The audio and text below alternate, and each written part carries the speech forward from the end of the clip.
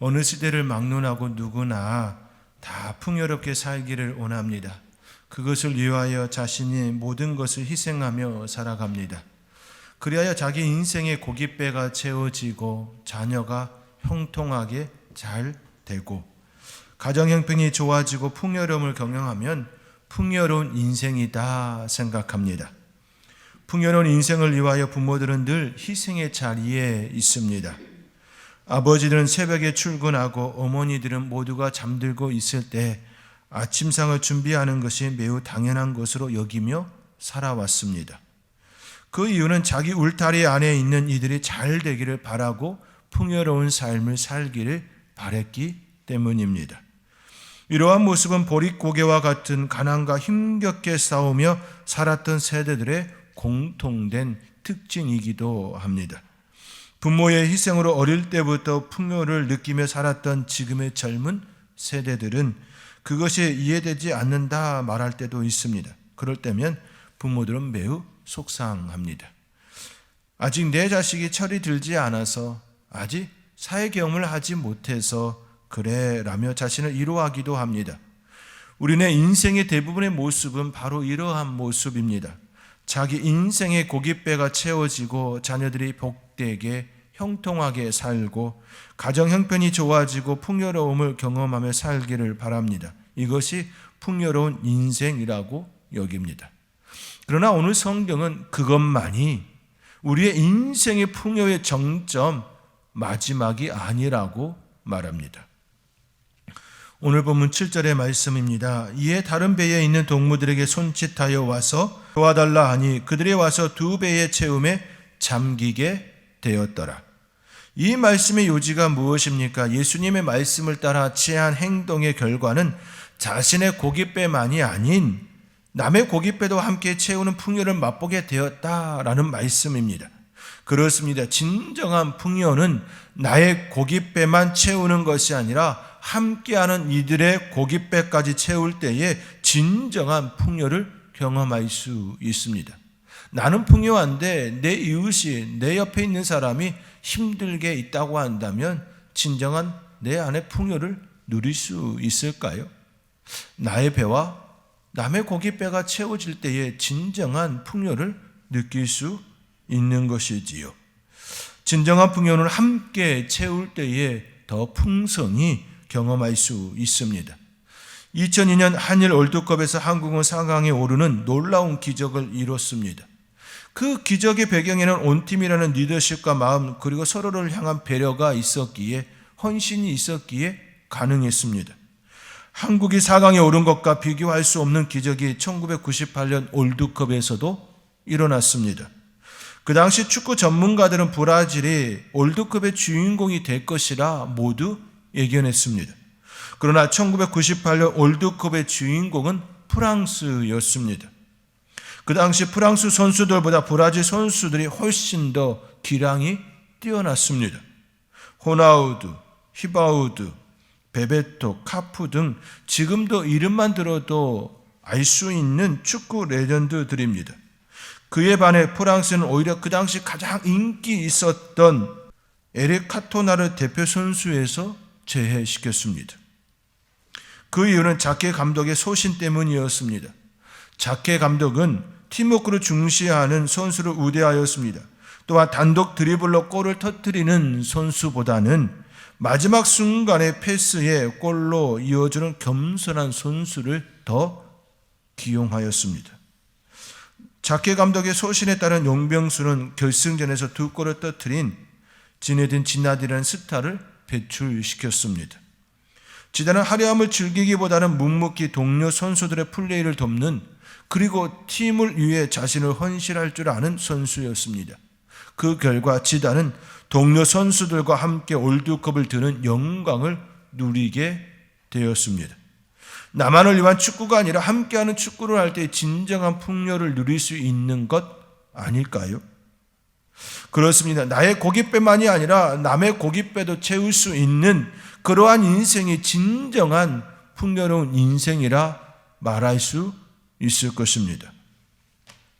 제네바 대학 교수였고 유엔 인권위원회 식량 특별조사관으로 활동하였던 장 지글로 교수는 왜 세계의 절반은 굶주리는가라는 책을 저술했습니다. 이 책의 부제는 유엔 식량특별조사관이 아들에게 들려주는 기하 굶주림의 진실입니다. 이 책 내용의 일부를 여러분에게 소개해 드립니다. 유엔 식량농업기구는 2006년 10월에 로마에서 제출한 보고서를 통해 2005년 한 해 동안 굶어 죽은 희생자 수를 집계하여 발표하였습니다. 2005년 기준으로 10세 미만의 어린이가 5초에 1명씩 굶어 죽었습니다.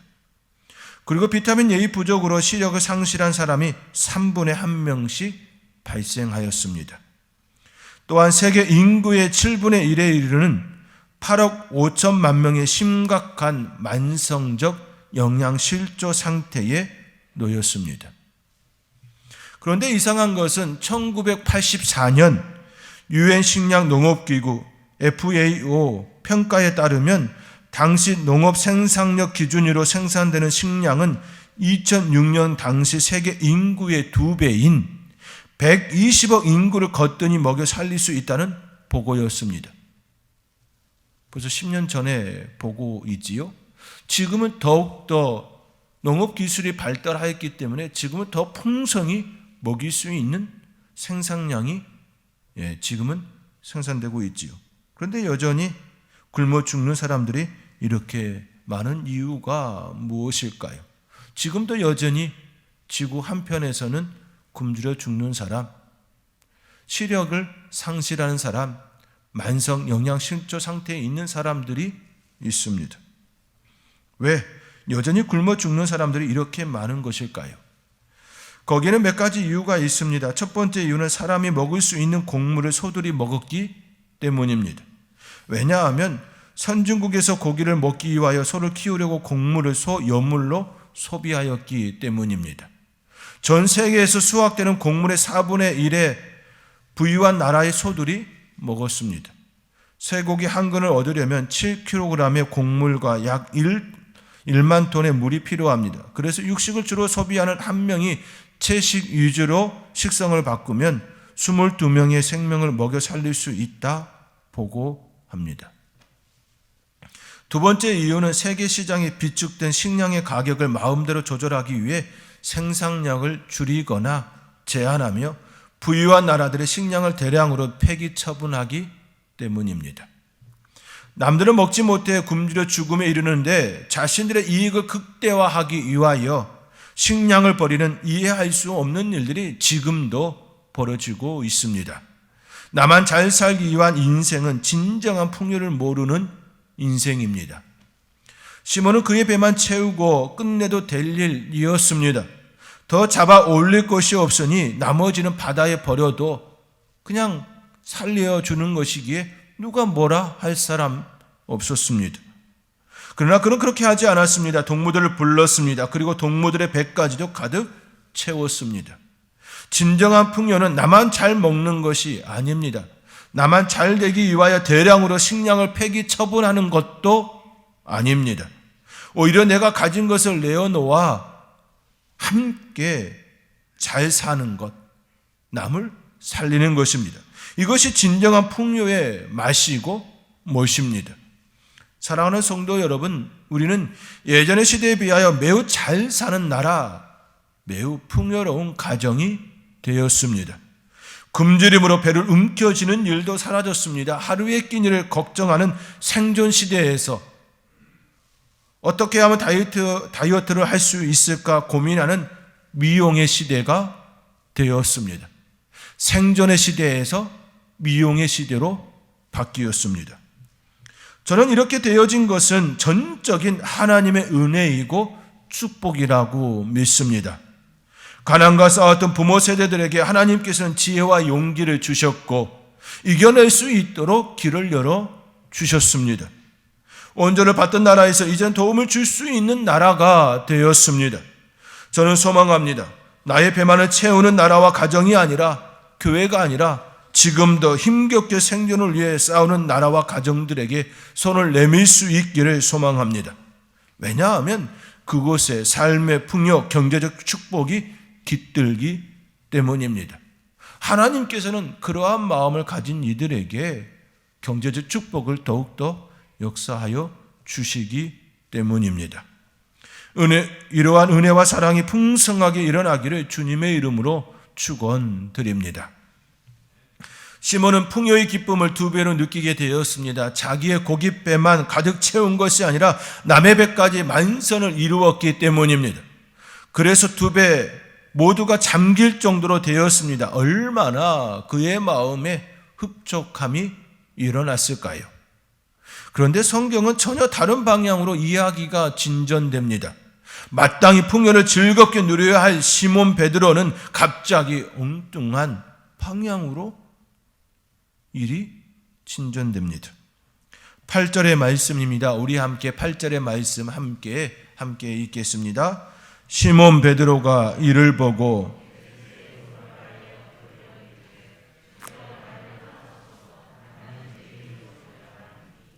갑자기 왜 시몬 베드로는 예수님을 향하여 자신을 떠나기를 바라고 있을까요?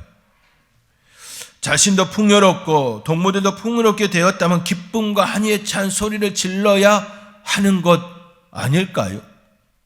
나의 배만이 아니라 동료의 배까지 채웠으니 이 얼마나 기쁨의 순간입니까?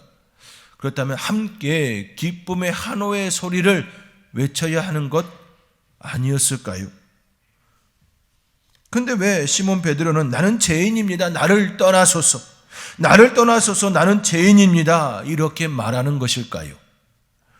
보편적 시각으로는 이해할 수 없는 일입니다. 그러나 시몬 베드로는 인생에 있어서 진정한 삶의 풍요는 물질의 풍요로만 되지 않음을 그에게 일어난 이 사건을 통하여 깨닫고 있습니다. 찰스 콘스는 그리스도인 이제 어떻게 살 것인가 라는 그의 책에서 에드워드 옥스의 말을 빌려 이렇게 이야기합니다. 루소로부터 스탈린에 이르는 인류 역사의 경험에 어떤 의미가 있다면 그것은 우리가 좋든 싫든 현실이 아닌 죄의 문제, 온죄의 교리에 연결되어 있다 말합니다. 이 말의 뜻이 무엇입니까?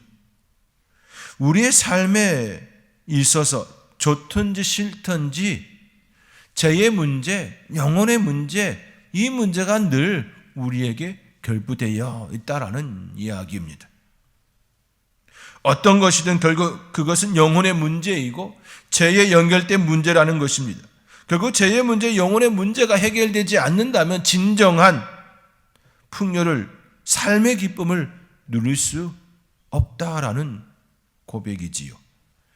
18세기 프랑스의 사상가이자 소설가였던 근대사의 계몽 철학가인 장자크 루소는 그의 저서 사회 계약론에서 사람은 자유롭게 태어났으나 어느 곳에서든지 사슬로 묶여 있다 말합니다. 그렇지요. 자유롭게 태어났으나 사슬로 묶여 있는 우리의 인생이지요. 그리하여 이 사슬을 풀기 위해 혁명이 필요하다 주장하고 그 혁명의 철학을 탁월하게 풀어냈습니다. 각 개인의 자유를 강조하였고 새로운 이상주의 사회를 건설하기 위하여 기존의 사회를 완전히 바꾸어야 한다라고, 파괴해야 한다라고 그는 주장합니다. 그러나 그의 삶은 결코 아름답지 못했습니다. 그 안에 진정한 영혼의 문제, 삶의 문제를 그 안에서 발견하지 못했기 때문이지요. 그의 삶은 오히려 아름답지 못한 그의 책의 내용과는, 그의 주장과는 너무 다른 모습이 그의 삶에 있었습니다.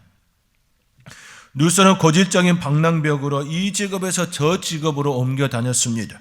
이 여자 저 여자에게 떠돌아다니며 테레즈란 여인과 살게 됩니다. 어느 날 갑자기 테레즈가 루소에게 루소의 아기를 안겨줍니다.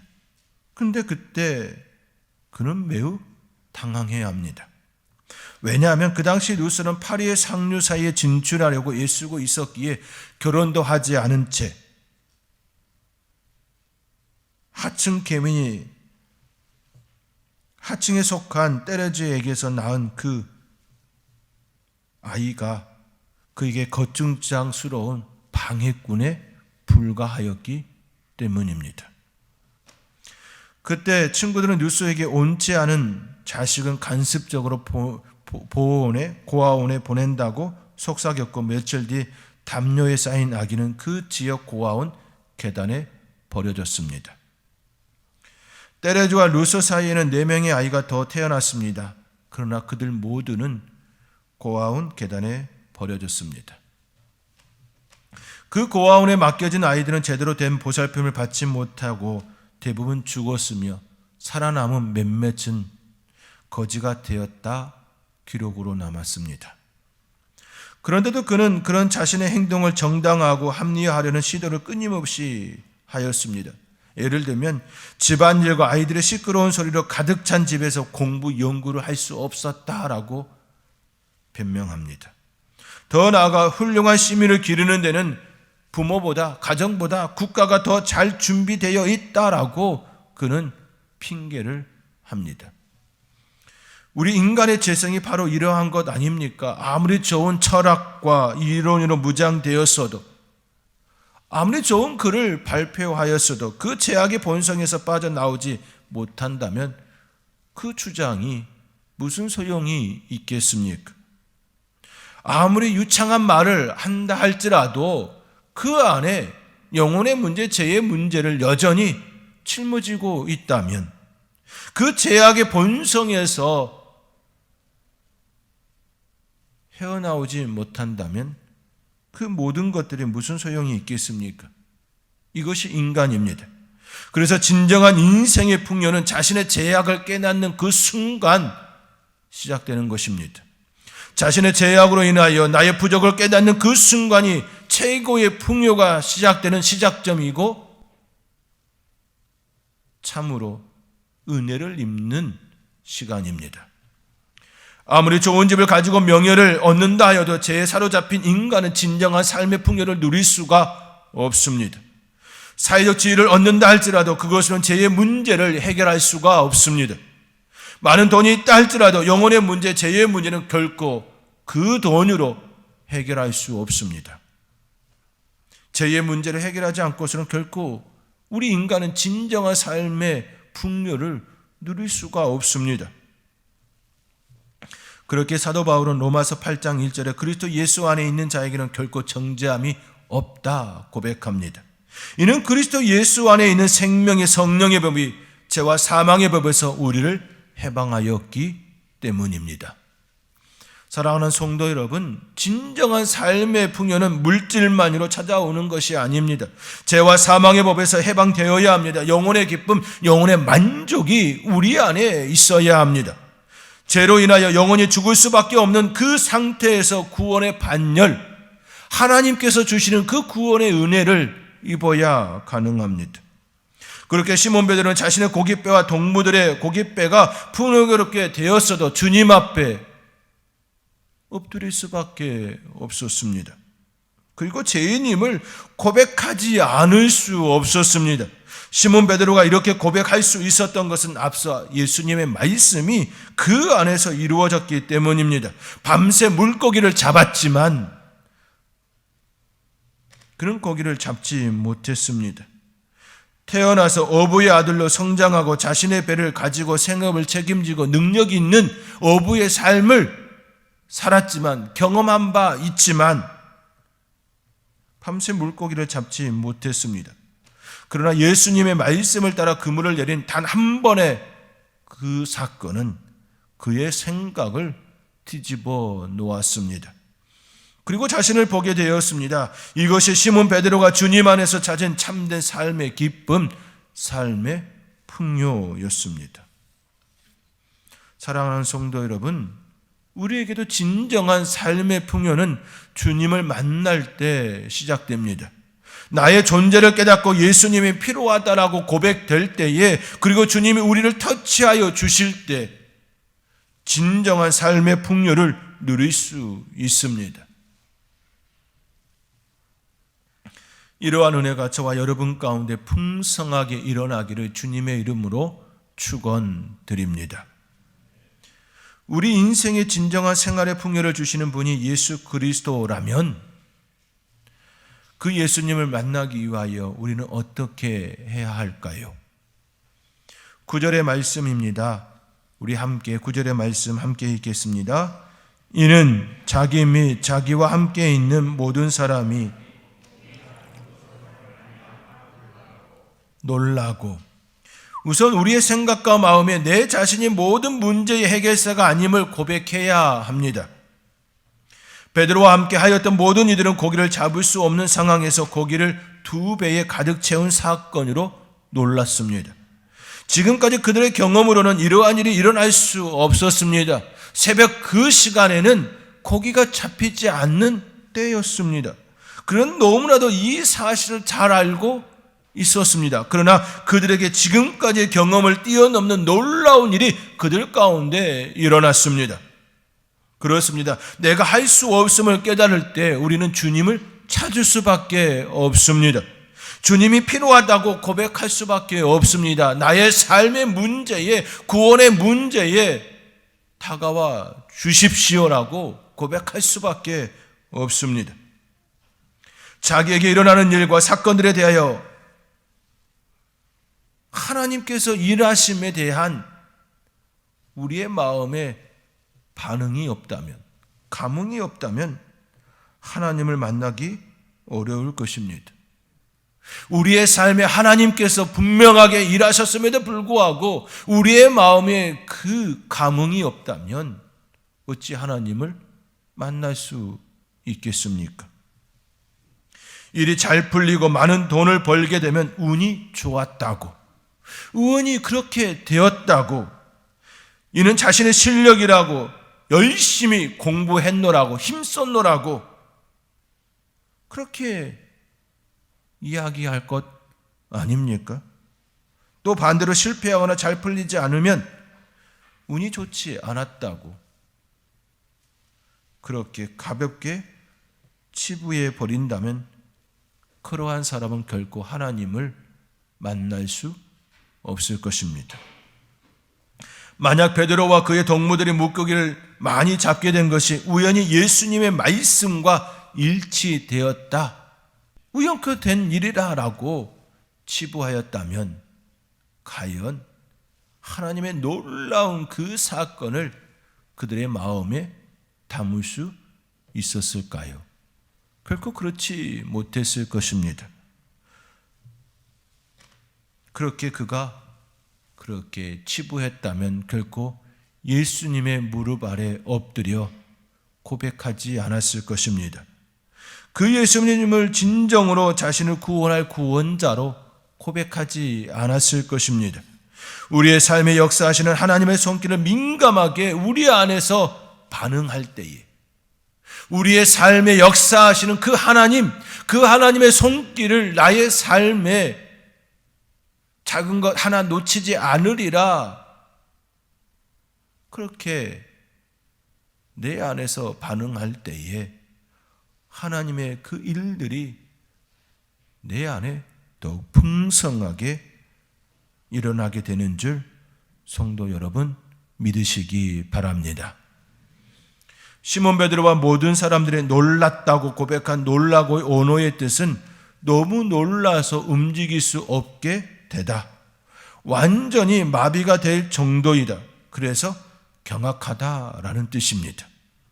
어쩌면 시몬은 지금까지 어부의 경험으로 볼 때에 고기 잡는 일에는 최고인 줄 알았을 것입니다. 특히나 목수이셨던 예수님에게는 밀리지 않을 것이라는 생각이 그의 안에 있었을 것입니다.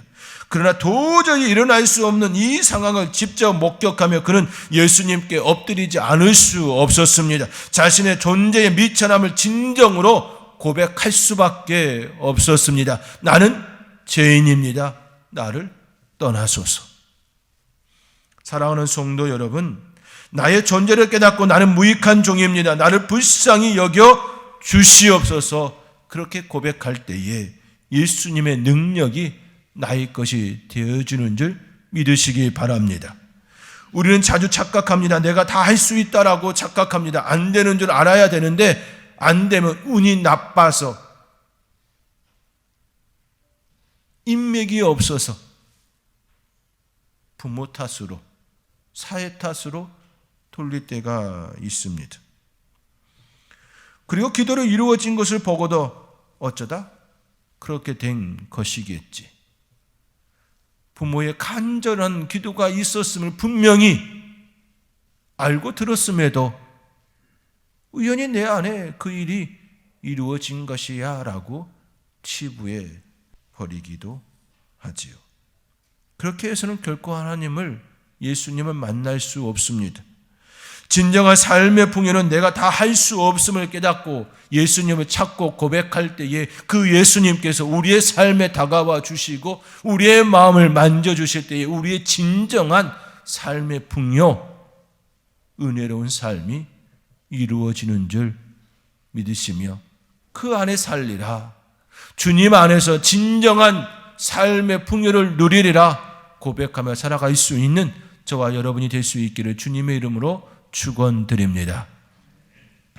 이제 안셀름 그린에 져서 다시 찾은 마음의 평안에 소개된 그림자로부터 도망치는 사람에 대한 이야기를 전해드리며 말씀을 마치고자 합니다. 자신의 그림자를 몹시 못마땅해 하는 사람이 있었습니다. 그는 계속해서 자신을 졸졸 쫓아다니는 그림자가 미워서 물러가라! 물러가! 외칩니다. 그러나 돌아보면 또 따라옵니다. 그림자로부터 피하려고 펄쩍 뛰지만 순식간에 발 뒤꿈치에 그림자가 따라옵니다. 이놈의 자식 못 따라오게 내가 죽도록 뛰어야 되겠다 생각하며 숨이 턱이 차도록 뛰고 심장이 입으로 뛰어나올 정도로 뛰다가 거꾸러졌습니다. 그리고 다시 깨어나지 못하고 죽고 말았습니다. 그런데 그가 또 뛰었던 그 옆에는 큰 나무 숲이 우거져 있었습니다. 어느 순간이고 나무 숲으로 들어갔으면 그림자는 사라졌을 것입니다. 그러나 그는 나무 숲에 들어가지 않고 태양빛 아래에서 뛰다가 죽었습니다. 참 바보 아닙니까?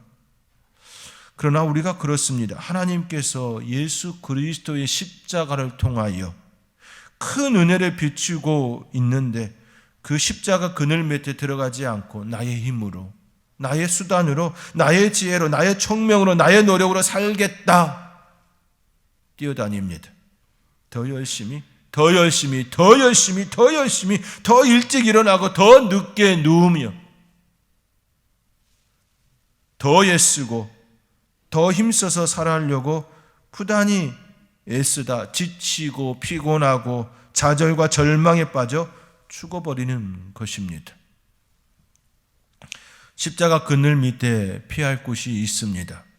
십자가 그늘 밑에 들어오면 그림자가 사라집니다. 세상의 염려, 근심, 걱정, 불안, 처져, 절망의 그림자를 뒤에 걸머지고 뛰는 것은 십자가 아래에 들어오지 않았기 때문입니다. 지금도 마찬가지입니다. 하나님의 은혜를 알고 하나님의 은혜 안에 들어가면 구원을 얻습니다. 안식을 얻습니다. 내가 아니라 주님이실 때 참된 삶의 풍요를, 생활의 풍요를 누릴 수 있습니다.